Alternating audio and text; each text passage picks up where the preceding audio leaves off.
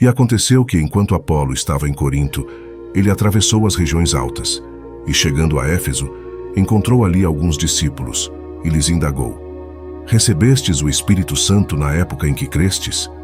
Ao que eles replicaram: de forma alguma, nem sequer soubemos que existe o Espírito Santo.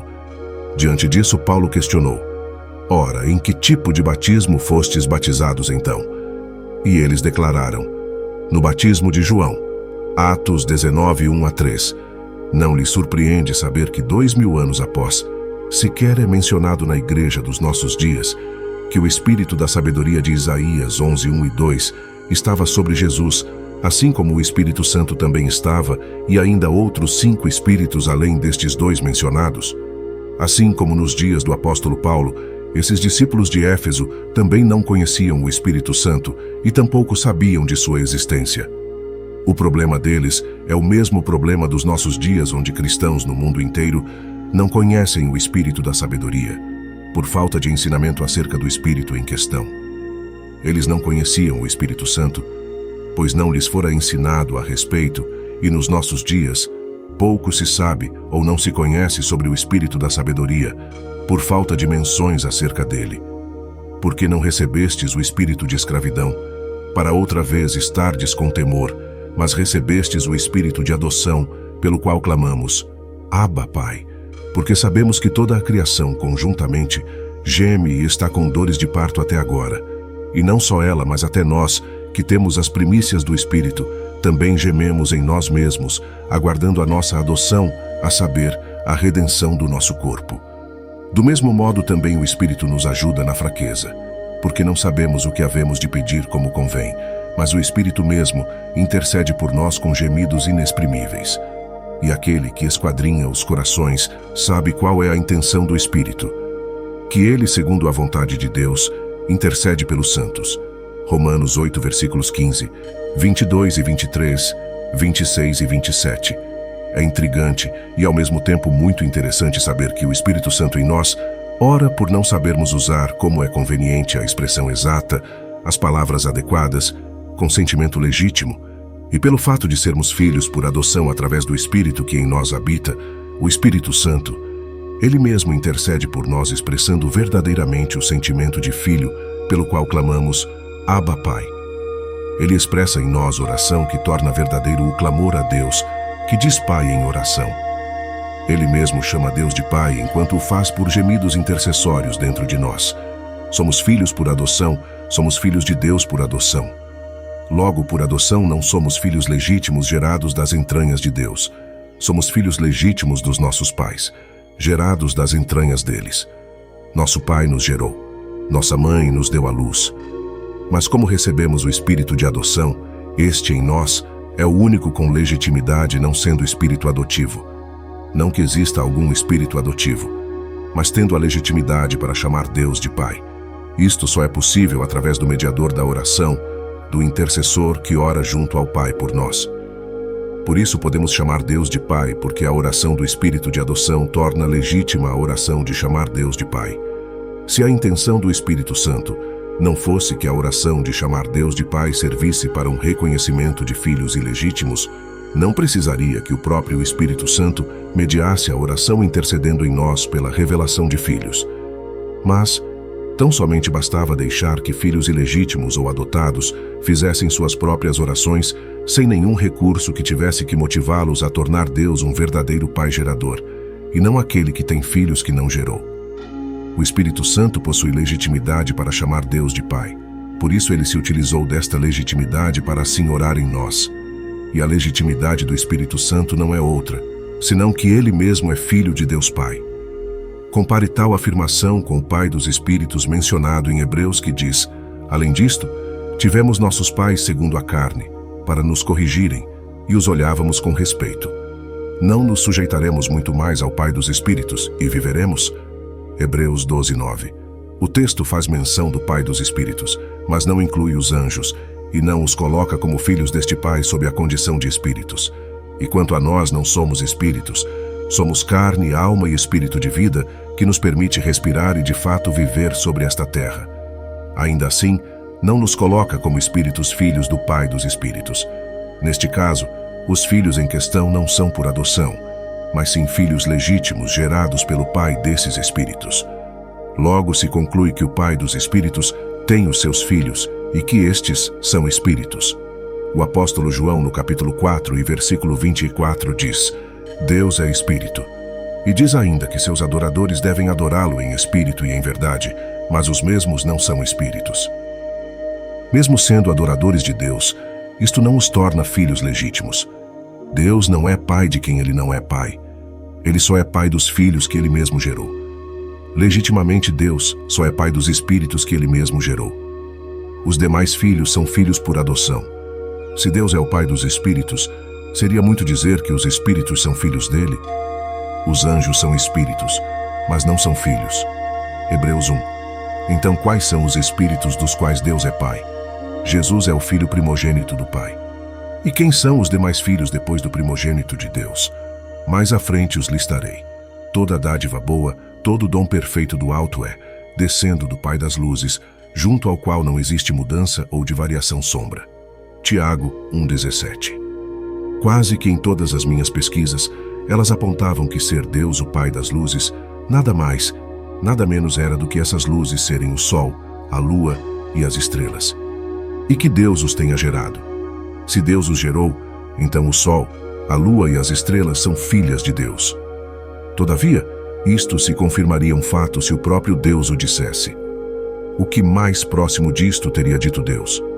Alguns ousariam afirmar sem muita convicção que, conforme disse Jesus, vós sois a luz do mundo.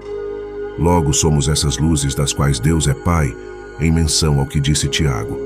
Tal afirmação ainda seria um tanto superficial se somarmos a uma outra advertência que nos é feita. Se, portanto, a luz que em ti há são trevas, quão grandes serão tais trevas? Mateus 6,23. Mesmo assim, não dá para contextualizar os filhos, luzes, da luz, Deus Pai, como luzes tão suscetíveis à variação e com presença perceptível de sombra oscilante, à semelhança do Sol, da Lua e das estrelas, que oscilam seu brilho, diferentemente do Pai das luzes em relação às luzes que estão junto a ele e que não sofrem qualquer variação de brilho ou sombra alguma. Estas luzes estão diante do trono de Deus, especificamente são num total de 7, e ininterruptamente mantêm-se acesas desde o primeiro momento em que foram acendidas. Sim, essas 7 luzes diante do trono de Deus são 7 filhos de Deus, e são 7 espíritos dos quais Deus é Pai, pois Deus é o Pai dos espíritos. Erram os expositores da Trindade quando afirmam que os 7 espíritos de Deus de Isaías 11 sejam 7 atributos do caráter de Deus. Admitem o Espírito Santo como terceira pessoa da Trindade e primeira pessoa dos 7 espíritos de Deus, como sendo Deus e ainda como sendo um dos atributos do caráter de Deus.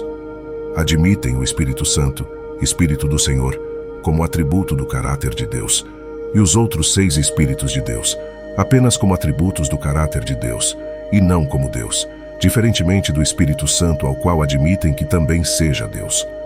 Pela simples razão de não terem tantas informações acerca dos outros 6 espíritos, acharam por bem não incluí-los como sendo Deus. E pelo fato de terem bastante informações acerca do Espírito Santo, o incluíram como Deus e excluíram os outros 6 espíritos. A correção mais acertada para isto seria: Deus transferiu características suas para seus filhos, tanto assim foi que deu a eles os nomes dessas 7 características. Ao primeiro, deu por nome aquilo que Deus era quando surgiu da inexistência para a existência. Espírito, por isto o chamou de Espírito do Senhor, seguido do Espírito de sabedoria, Espírito de inteligência, Espírito de conselho, Espírito de fortaleza, Espírito de conhecimento e Espírito de temor do Senhor. Além do Espírito Santo, outro Espírito dentre os mesmos 7 Espíritos mencionados em Isaías 11, está também o Espírito de sabedoria, que recebeu poucas, porém, fundamentais menções na Bíblia, ignoradas pelos pais da teoria da Trindade, e não perceberam tratar-se de uma pessoa da divindade, o Espírito da sabedoria, e não apenas um traço do caráter do Deus Criador. Em Provérbios de Salomão, no capítulo 1 e versículo 20, a sabedoria clama em alto e bom som pelas ruas, e ela levanta sua voz. Aqui nos remete ao estudo teológico que ao longo da vida fazemos acerca do Espírito Santo, que ele fala, e por isso é uma pessoa, e não apenas um poder que emana de Deus. E aqui não diferente, a sabedoria também fala e clama pelas ruas. No versículo 23, a própria sabedoria diz: derramarei do meu espírito. E ainda há alguns que querem atribuir que se trata de derramar do Espírito Santo. No capítulo 8 e versículo 19, é falado acerca do fruto do Espírito da sabedoria. Se a gente vai para o Novo Testamento, é mencionado 9 frutos do Espírito Santo. E aqui em Provérbios 8:19, a sabedoria assegura que ela tem um fruto próprio dela. No versículo 22, a sabedoria diz: o Senhor me possuiu no princípio de seus caminhos. No 23 diz o Espírito da sabedoria: desde a eternidade fui ungida. No 24, o Espírito da sabedoria diz: fui gerada. No versículo 26, o Espírito da sabedoria diz novamente: fui gerada. No versículo 30, o Espírito da sabedoria diz: eu estava com Deus e era seu aluno. No Novo Testamento, a sabedoria não somente fala, mas fala com tom de ameaça. E quem chega trazendo essa revelação do que disse o Espírito da sabedoria foi Jesus. Em Lucas 11:49 diz: por isso disse também a sabedoria de Deus: profetas e apóstolos os mandarei, e eles matarão uns e perseguirão outros, para que desta geração seja requerido o sangue de todos os profetas que desde a fundação do mundo foi derramado, desde o sangue de Abel até o sangue de Zacarias, que foi morto entre o altar e o templo. Assim digo, será requerido desta geração. O Espírito da sabedoria afirma que fala e clama. Isto qualifica este Espírito como uma pessoa. O Espírito da sabedoria afirma que foi gerado por Deus. Isto qualifica este Espírito como Filho de Deus. O Espírito da sabedoria afirma que foi ungido por Deus. Isto qualifica este Espírito para um ministério específico. E ainda o Espírito da sabedoria afirma que antes da criação do mundo ele estava com Deus e era seu aluno. Isto revela que este Espírito aprendeu com Deus Pai tudo o que sabe. E como aprendeu, adquiriu ciência. Logo, como pessoa, tem capacidades pessoais e inteligência própria.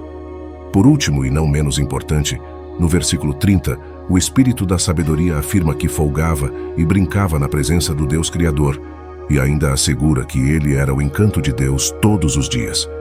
Por certo que um orgulho para o Pai. O texto de Lucas 11:49 mostra um espírito de sabedoria, por demais indignado com o que fizeram com os apóstolos e profetas enviados pelo espírito de sabedoria, que a estes mataram e perseguiram. Se este espírito fosse apenas um dos atributos de Deus, não estaria expressando insatisfações de âmbito tão particulares e pessoais. Uma vez que o Espírito da sabedoria foi ungido por Deus para ministério específico e próprio, logo o envolvimento direto com seu ministério é algo naturalmente compreensível. Apesar deste documento não fazer parte de uma série continuada, todavia reservo para a próxima ocasião revelar que além de Jesus, além dos 7 Espíritos de Deus de Isaías 11, que já somam 8 filhos de Deus, apresentarei o 9º Filho de Deus ocultado a nossos olhos e ouvidos desde antes da fundação do universo. Sim, ele possui um nome e será revelado neste canal.